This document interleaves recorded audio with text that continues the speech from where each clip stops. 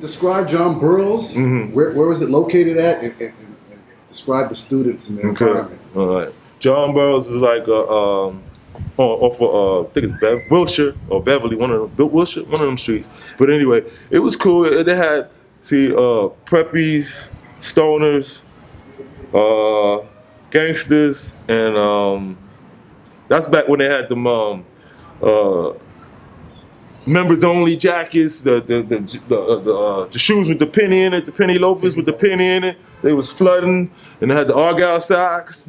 You know, LA wasn't how it is today. You know, everybody's a gangster. You know what I'm saying? They have different types of people. That was the You know what I'm saying? Yeah, they had the different type of people. And how were you dressing in LA? I was, 82.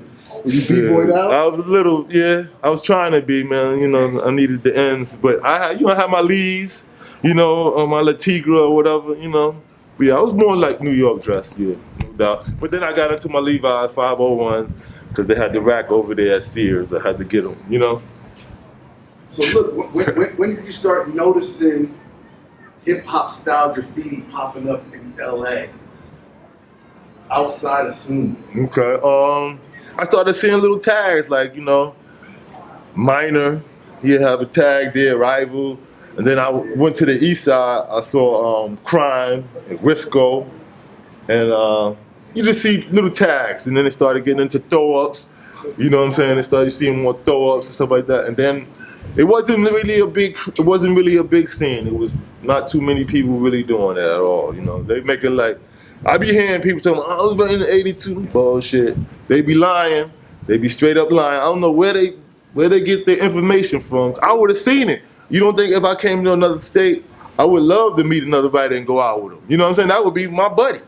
You know, I wouldn't be like, you know, we would be best friends if I knew somebody doing what I did. Well, in 1982, you was more or less on the west. Safe to say, maybe there was something going on another part of town that you haven't made it to yet? No. Because if it was, they would have saw it just like they saw me. You know what I'm saying?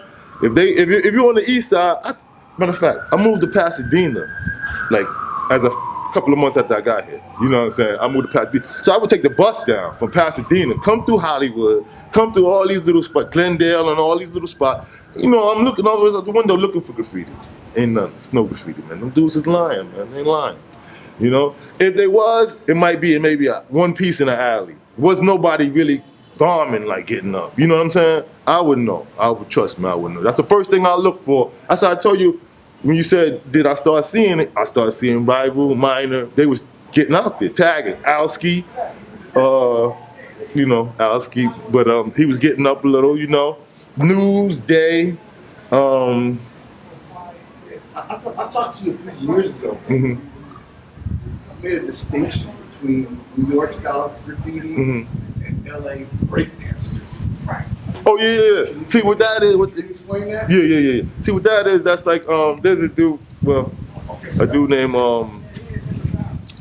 Graph One, right? Graph. Well, he is like a writer. They graffiti writer for a breakdance group called Shake City Rockers, right? And they trying to say that he was the first one doing graffiti out here, but just because you live out here don't mean you was doing graffiti. You know what I'm saying? If you do one piece in at the Radiotron with some other dude from the Bronx, and then you do one piece over at the Belmont, that don't make you no graffiti writer. That make you got two pieces, and you write for like on people's clothes, like how this is. You know what I'm saying? Stuff like that. You know what I mean? Like that. You know, you do graffiti for breakdance and stuff like that. You ain't killing walls. No. Still a pen. I don't want to come down on them, you know what I'm saying? But that's an actual fact. If you're not stealing paint and you're not going out bombing at night, you're not no writer. You know what I'm saying? It's just a simple fact. I mean, you're an artist, you could draw, you might do graffiti, but you're not a writer. You're not actually doing it. You just got a black book and you doing it. You know what I'm saying? It's different. Let me ask you something. When you mentioned these alleys that you were bombing, is this the infamous Dead Man's Alley? Yep. Dead Man's Alley. Yep. It was a big alley too. So let me ask you about Zoo. You heard of Zoo? Zoo? Yeah. A crew called Zoo? Nah, he was a writer. No, I know. I heard of Zeus. Nah, Z-O-O. No. He was an early LA writer. Let me ask you something. Radiotron, Pan Pacific. What did you hit first, and how did you stumble across both those locations? Pan Pacific first. I stumbled across Pan Pacific because I lived on Longwood. I went to John Burroughs, and I used to always be looking out for places to go steal paint at, you know? So I started walking down towards, you know, white people area, you know, like over here. And I had a pet store I used to steal from too. I stole a minor bird, all black minor bird with the orange beak. I stole a macaw, the Beretta bird. I stole a python, 6-foot python. I was into stealing paint, but I would take anything. I took a lot of pets out of that store. And then I went in there one day. Some dude, it was on the news that some dude stole a frog out of there, but it was a poisonous frog. So whoever got it, be careful because it's a poisonous frog. It's right over here in this area, right about here. That's how I found this, because I used to go to that pet store stealing all the time. And then I came over here, I saw the abandoned building over there. I was like, it was, you know. Pan Pacific Auditorium was located at 7600 Beverly Boulevard in the Fairfax district of Los Angeles, California. Built in 1935, the Pan Pacific Auditorium was the site of political conventions, car shows, and hockey games. It fell into disuse after the construction of the LA Sports Arena. It once stood near the site of Gilmore Field, an early Los Angeles baseball venue predating the famous Dodger Stadium. Shortly after Soon One discovered the Virgin Walls, the most prolific writers throughout LA flocked to the landmark to display their art.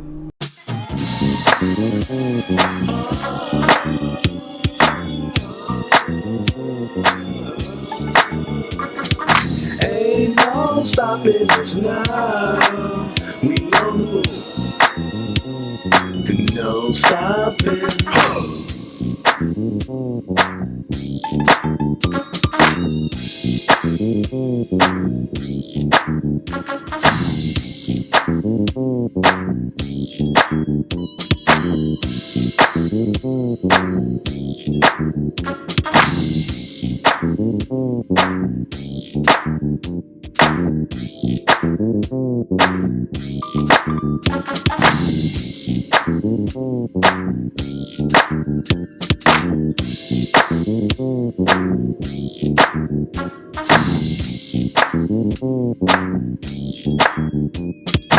Ain't no stopping us now. Quiet, nobody back there, you know what I'm saying? So I did a piece back there. Virgin Walls? Virgin.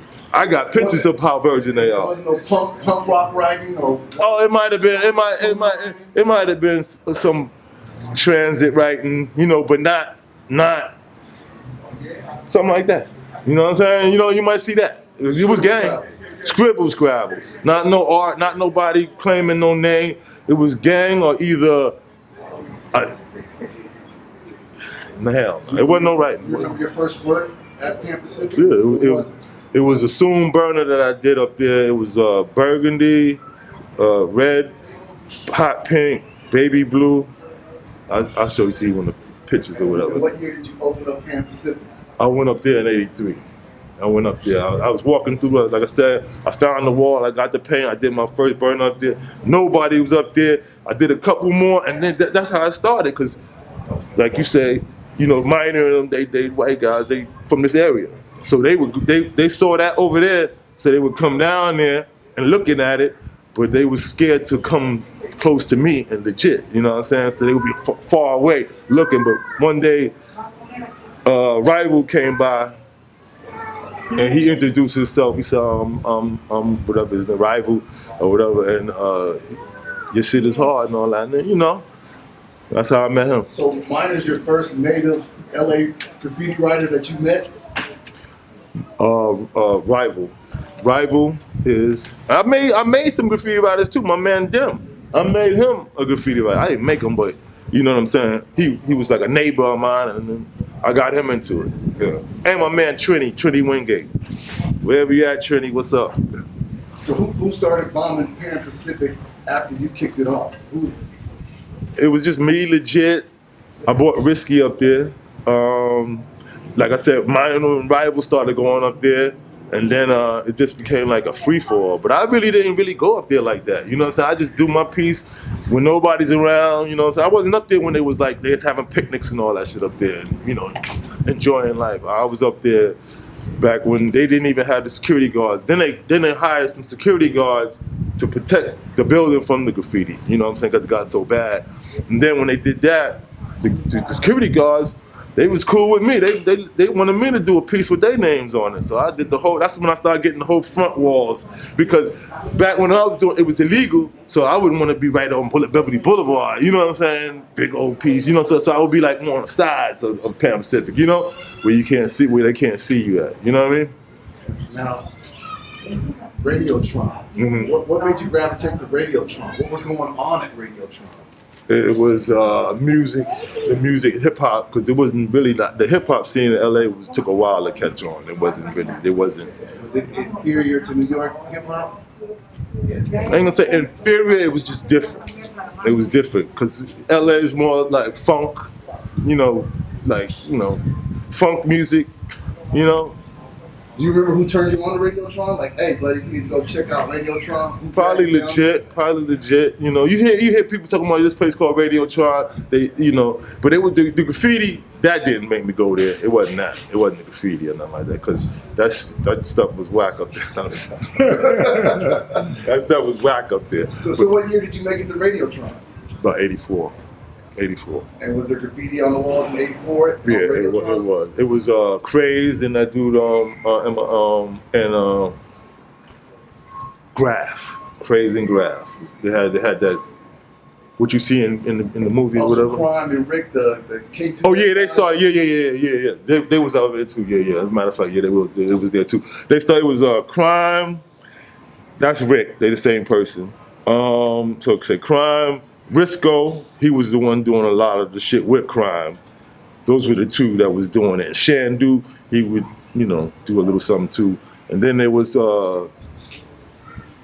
Prime and them came later. They came like 85, 86. You know what I'm saying? Prime. It was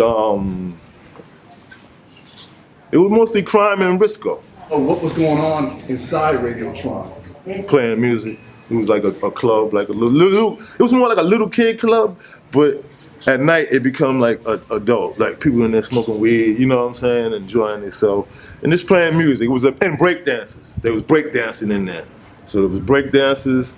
And then I told that dude Carmelo, let me do a piece in there.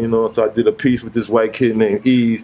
He was like like I said. Writers get to, that's how you know it with no writers, because everybody, they all come after who they think they want to battle. You know what I'm saying? So some dude was like, yo, man, this dude named Ease in Santa Monica, I think he can rock you. You know what I'm saying? So I said, man, bring him. You know what I'm saying? Whatever. So anyway, we linked up or whatever, and we did a piece in the Radiotron that said Soon and Ease, right? I did his outline after, he realized it was a no-win. Nah, let me stop. He said, let just do my outline. That's, we good. So graffiti is the only element of hip-hop that you engaged in? I listened to the music. Yeah. Did you break dance? I did. I ain't gonna lie. I did. I think, I didn't do it in New York, but I got into it out here. Because of the Radiotron, I guess. I guess you get influenced by seeing niggas, you know what I'm saying? And it was the craze. It was like a craze. It was taking over. Did anybody famous come out of the Radiotron? Famous? Yeah, I'm quite sure. Ice-T. Do you remember Oz Rock. You remember Ice-T up there during that time? He was there before me, but I'm saying you said out of there, so I'm figuring he was there before me. I was up there. They were probably there 80, 81, I don't know, 82, who knows when they was there. Also, Radiotron was up and running before you landed. It was the Radio first. It was a club called Radio, and then it changed over to the Radiotron. You know what I'm saying? Yeah. It was like, I think it was a punk rock club or some shit like that. You know what I'm saying? So you didn't gravitate down to the Belmont Tunnel during that time? I never went to the Belmont Tunnel. Was it active at that time? They was getting there. The Crime in them was up there. They was doing it. Why wouldn't Soon go to the Belmont Tunnel? Because Tunnel? I had the Pan Pacific. It was closer to me. You know what I'm saying? And they was all whack. I ain't gonna say it was all whack, but at one time in LA, I was the best. So if you the best, you don't get down with other crews that's worse. You know what I'm saying? If there was a better crew, a better writer, I would want to be in his crew. You know what I'm saying? You know what I'm I'm saying? not saying as far as being down with them. I'm saying as far as you got these up and coming graffiti yards. Yeah. So I'm trying to figure out why weren't you hitting these yards and putting your mark down? Because they was just starting. Like when I was, them yards wasn't around that long. They weren't even calling them yards when I was here. They started calling them yards later. It was just, I just called the Pan Pacific, the Belmont, the West Coast tracks and all that stuff. I wasn't around for that. So soon we kick off in the Dead Man's Alley in 82. Right. We hit Pan Pacific in 83. Radiotron in 84. And where do we go from there? What other spots are we hitting? I just bombed it all over. I really, see, they got me mixed up. They got me pinned to these spots like these yards. I was an illegal writer that did it in the street. Like how you see that in the park, you know, just all over. You know what I mean? We would get a pint of blackberry brandy, a bag of weed from Pico and Hoover, and we would walk from the Jits house on Redondo and Venice all the way to the beach. Just tagging, bombing up both sides of the street. Then we go downtown way. Then we go to Pico and do it. Then we go to Wilshire and do it. You know what I'm saying? Just keep going, you know, walking. Not we didn't have no cars or nothing like that. We just walk, tear it up. You got a Soon blockbuster rocking in East LA by Big Hazard's neighborhood. What's the story behind that? How did you even stumble across that spot? And what year was that? I was 84 going into 85, like probably 85, but 84, it was early 84, I mean late 84, early 85. It was crime in Risco. I met them up at the Radiotron. They was doing a lot of burners. They had a lot of paint. They was doing, you know, they was getting creative with it. You know what I'm saying? They was doing it up, and they was the best down there. You know what I'm saying? And then I was rapping with them and say, yo man, come do something on the east side. And we did that right over there, right? That's how we did that one. And we got rolled up on by some Mexicans too. They rolled up on us too. They did what? What you doing, you know, what you doing here? First they threw a can, like a garbage can with fire, boom. And we know you run a little bit and then you come back, you know what I'm saying? Like, and then they like the whole neighborhood came out there. It was little kids, old ladies, gangsters. They was like, yo, what you doing over here? Don't be, you know. And then Crime went and talked to him, said, yo, that's my people, you know, because we black, and you know that's a Mexican neighborhood, you know. They was They were tripping off of that at that time. Black people? Yeah. Hell yeah. They was tripping off of like, what you doing over here? You know what I'm saying? It had to be black. You know what I'm saying? So let me ask you this: since New York style graffiti was new in LA at that time, Right. And you're hitting all these walls, some walls in gang areas. Yeah. Did these gangs ever confuse you as a rival, or, No. or were they confused by what the hell you were writing on the wall? No. Even at that over there by Big Hazard, when they rolled up on us, they saw what we was doing. It was like, they knew it was totally different from what they was doing, you know, and they was like, okay, y'all can finish it, and we finished it. You know what I'm saying? They let us finish it. They must have saw Wild Style. Man. Exactly. They saw the colors, they was like, man, this is different. They not gangsters, you know what I'm saying? They doing their thing or whatever. They let us finish it, and I didn't have a camera on me that night, but like maybe 3 weeks later, I got a camera and I went back and take the picture of it, and it wasn't crossed out. So, you know, they respected it, they left it up there, you know. They was just saying, don't write over their stuff. We did a little bit, but it was too late, you know what I'm saying? It was too late, you know. You want to move, or we cool? Well, we cool here, but I wanted you to lay out as much as you could so we could hit all the spots. Okay. So if there's any relevant questions, we can ask. All right, I just want to go over your tour in Venice. You had some work. Oh, I did Venice Beach too, in '82. I did that in '82. That pavilion ended up being a famous graffiti area at the time. When you hit it in '82, what was on the walls back then? Nothing. It was like a political, Ronald Reagan, something about Ronald Reagan, written like Ronald Reagan, the smiling Hitler. You know what I'm saying? And that spot where I did that little blockbuster, I don't know if it was that pavilion part, but it was like a sub police station there. Because I was like, I was with my man Trinity Wingate from John Burroughs. I went over there to the beach, and it was like on the pathway like that, whatever. And every 5 minutes I would have to run, you know, duck, take cover. So first I was going to do a burner there, and then I said, I can't do no burner here. I got to do something quick, like a blockbuster. So I just did the blockbuster, silver and blue. with a red background on it, and that was that. But it was hot. It was hot. Your partner in crime back then was Legit. Right. Where did you meet Legit at? I met Legit through my brother. He went to LA High. I was going to John Burroughs.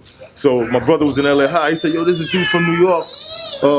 Maybe you might like him. You know, he might be cool or whatever, you know? So we linked up and we became cool. With the best of friends. So, yeah. Was Legit a graffiti writer at that time? He used to write Little L. So you could say Legit was the first graffiti writer. Because Legit is really from Los Angeles. He was born and raised in Los Angeles. Look, bro. A lot of people didn't like Soon back then. You didn't school us. We was looking for that. Said I was a kid my damn self. I ain't know. But we needed that though, and you might not have had a risky like you got now. See, you know what I mean? Fucking risky because he had a 5.0. You know what I'm saying? I need to get in the car. Materialism. Well, yeah, I feel you on that, man. How did you meet Risky? Right at that wall, right around the corner from the Just House. At that West Coast Paint Auto Body Yard, right there. Yeah, Okay, right there. He was over there with this dude taking pictures. He wasn't risky then. He was writing surf. And there was a dude named Severe, some white dude named Severe with him. They had looking like two fucking out of the place motherfuckers. They had OP shorts on. Okay. With motherfucking corduroy OP shorts. Yeah. Some Vans and, you know, looking crazy. Their collars flipped up like this. I'm like, fuck this them. They must be cops. They was some prep. We went over there and he was like, no, I want to get into this. And, you know, and then he started getting into it. I put him on, but I didn't put him on. But I said, okay, cool. And then, you know, I said, well, we could use this dude, man. He could steal the paint, you know what I'm saying? Because he's white, right. They ain't going to really be checking for him. You know what I'm saying? What year was this that you met Risky? 84, 85. 84, 85. Yeah. Yep. You was doing the actual work on the car plate? No, it was done already. It was already there. He was just there taking pictures. Oh, so that's before they became West Coast. Hell yeah. They wasn't. Hell yeah. When we used to walk down there to my auntie on Meadowbrook, and we used to go look at that, and we was influenced, like, shit, even, like, you had tags and toys, but when we was going down to see Michael Jackson's early videos, like when he came with Thriller, and we didn't know Legit stayed right next to the damn paint thing, right? And y'all had the yard right behind the car wash. Right. So that's where that one Soon piece right there was in that Legit. And we used to come over there, and then I started hitting alleys over there. You know, West Side Hustlers was around, Mansfield was around with the Fila F back then, right? And like I say, when I show you later, I got these portraits of these youngsters that the ones that used to show me, because they be around you. Little curly hair, light complexion cat that was too shy, and Aim. You was telling me. Yeah, and Aim, and these is the cats that would put me up on y'all, but it wasn't until J. Cool introduced me to y'all. Okay. Because, you know, rest in peace, you know, that brother. So God bless his dead. You didn't have too much work running in South Central. What's that about? Why? I ain't had no way to get over there, really. He had a little bit on Western, though. I think he got out on Western. I didn't really, you know, I was, I don't know. I was more. That's not Max? Oh, that's your phone. Okay. I was more like, we did go like up, like towards the jungle tagging, you know what I'm saying? Walking towards back by Marvin Gangsters, like kind of like down Redondo. We would go back that way, but after a certain point, you know what I'm saying? It wasn't. So give us your perimeter. Shit, I didn't really have no perimeter, and that's what the other guy on your thing said, that Soon was only in certain spots. That's a bullshit lie. How I get on the east side? I would like I said, we would come out the house, either go towards the beach, towards downtown, towards Hollywood, or towards South Central area. You know what I'm saying? We didn't really pick no, we taking Pico tonight. We taking this tonight. You know what I'm saying? And we just take the whole thing. Was everybody went where the concentration, where his pieces were. We went there. Burners. And this is how that's how they misconstrued. Yeah, that's how I got misconstrued. Burners was in those spots like that, but I was a bomber. I would tag all over the place. You know what I'm saying? Yeah, but he showed what bombing was. You feel me? He set the bar for what bombing was, where everybody was still trying to figure it out. You know what I mean? And it was that strong example of what it was. You know what I mean? Like strong. You know. So there was rumors going around that Soon was dead, gone, and it was over with. I think Risky that was crazy. That rumor. Well, what happened to you? You disappeared from LA. That same dude, Lil T right here, God bless the dead. Yeah. Whoever this tag at right here, he wrote that Lil T dude right there. He was legit's homeboy, Little T, Timothy Cleary. And he was, we in Hollywood. I did a piece for some white dude up in Hollywood Hills, right? This dude used to take all my pictures for me too a lot of times. I want to run into him, but I don't know where the fuck he got a lot of shit. But anyway, we did a piece at his house. He gave me about $300. He gave me 2 ounces of weed. He gave legit an ounce and T an ounce, right? And then he said, where y'all want me to drop y'all off at? We had money and weed, so we said, fuck it, right here in Hollywood, right on the boulevard, right? So we down there. I guess T didn't have no bread or whatever, so he ended up trying to rob the some dude pop locking on the avenue, you know what I'm saying? And then he stabbed the nigga. He stabbed the motherfucker in his lungs or whatever, and he had we all went to jail and shit. And then, but I was a minor, so I went to YA for about a week, and my moms came pick me up. Legit and them stayed in the county, and I think legit got a bond.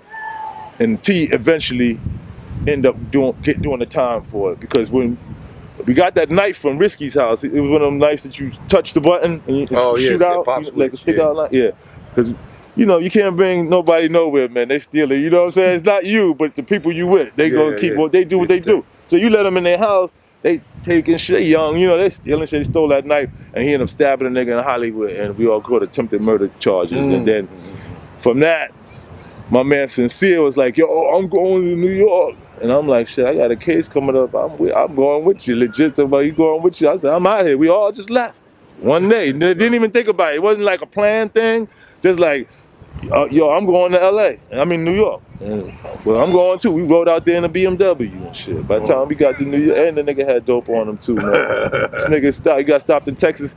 He pulled it out. He's like, cookies, all cookies. But he probably had it sewn in the car too, but that's just what he had on him like that. And he's like, yo, Soon, put this there. Man, get the fuck out of there. I ain't putting that nowhere, nigga. He stuffed that shit, got out the car, went to the sheriff, to the car, and got us out of it. He's like, yo, he had a basketball in the window, like we was like sports.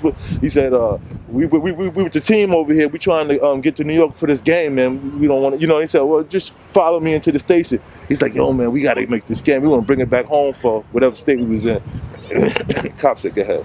So what year did you leave LA? 88. So you were bombing LA all the way up until 88? No, I basically stopped bombing LA in like 85. No way. 86 at the latest. 86. No later than 86. I mean, this 85. I ain't did no pieces after 85. I don't see nothing after 85. Yeah, but you still have throw-ups all the way down. Probably throw-ups. Yeah, but a lot of stuff been there. You know what I'm saying? Oh, okay. A lot of stuff been sitting there. Yeah, because they didn't buff like that too. So you go back to New York, and where do you land, and who you living with? My grandmother in Harlem. Yeah, you was late. You let your mom know you was bouncing? Yeah, I told her we out of here. I'm out of here. I had attempted murder already. I was like, what the fuck? I'm out of here. This was a juvenile. Juvenile, yeah. Unresolved. It got resolved because T did the time. T did the 2 years. He pleaded out to it. Yeah, he pleaded to it, and then eventually, it did pop up when I got arrested in New York. I had a black DA, public defendant, and she's like, "Why you didn't tell me you had attempted murder in LA?" I'm like, "What the fuck are you talking about? Trying to play it off?" She's like, "Man, you got attempted murder," and then they said, "Well, you get the disposition papers from LA, and then it's over." Then my mother went to the police station and said, "There's no case here. We ain't got no." You know what I'm saying? Told them that. They said, all right. They called LA. LA said, he in New York? Boom. All right. Keep him there. We don't want him. So you're back in New York, 87, 88-ish. 88. Is there a graffiti scene still cracking? And did you jump back into it? I was too far gone with, drugs. You know what I'm saying? I was selling dope. I wasn't trying to steal no paint. And the stores was hot anyway. And I wasn't buying none. So, So the B-boy went from a B-boy to a D-boy. Exactly. You know what I'm saying? Fuck around with legit and little T's, dumbass. Fucking around. You said you got turned on to hustling and crack in LA. Yeah. Right? So you was hustling when you was bombing out here at the same time? Yep, a little something, yep. Towards the end, 80, 85, 86, when the crack started really pumping, Who turned you on to crack and hustle? Legit with the crack and tea. And but I was living in Pasadena too, so I would go to like this place called the King's Manor and go to try to serve some dope over there. Isn't that Different Lane Hood? Yeah, yep, definitely is. I was up in that motherfucker. No, I was selling dope in that motherfucker. I mean, I knew them niggas, you know what I'm saying? I went to school with them, so you know what I'm saying? I went to John Muir High School, so you know, there was a lot of bloods in that school. So anyway, I used to be up in the King's Manor trying to sell my dope, nigga.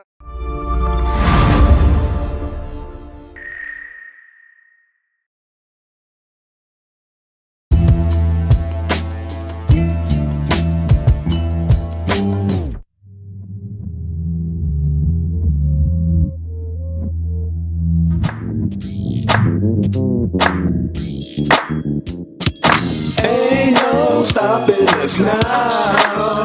We making moves. Ain't no stopping us now. We